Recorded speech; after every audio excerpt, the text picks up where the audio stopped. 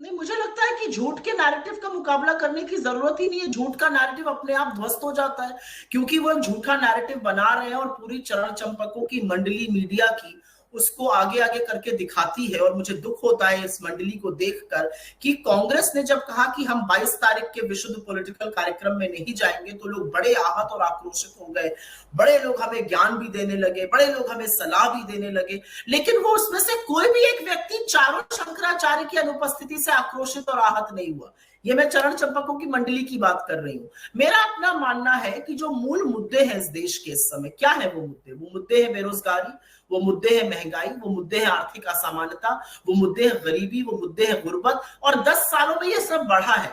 10 सालों में एक थाली का दाम तिगुना हो गया है। 10 सालों में बेरोजगारों की ये स्थिति है कि वो रोजगार मांगने के लिए सड़क पे आते हैं, तो उससे बजाय वार्ता और संवाद करने के उसको लाठियों से ठेला जाता है।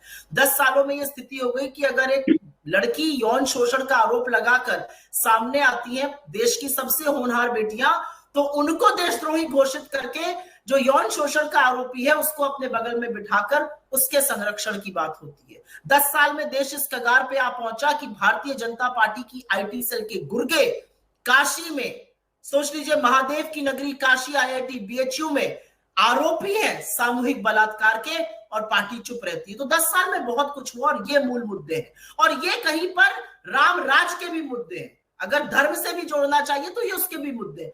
लोग इन चीजों से आहत है, लोग परेशान है। आप देखिए मणिपुर में यात्रा, मणिपुर से हमने शुरू करी, अभी नागालैंड पहुंची है, यात्रा बढ़ती जाएगी आगे। आप देखिए लोग क्या कह रहे हैं, सुनिए उनकी वेदना को, उनकी पीड़ा को, उनके उनके जिसको कहते हैं, बिल्कुल लोग हताश है इस समय। उनको समझ में नहीं आ रहा, कोई हमारी बात ही नहीं सुन रहा है। मतलब इस देश की बात कब सुनी जाएगी, आज ये बात है। और इसीलिए भारत जोड़ो न्याय यात्रा हमारे लिए बहुत जरूरी है, लोगों के लिए बहुत जरूरी है। इस देश की आवाज को उठाना और सुनना बहुत जरूरी है, और वही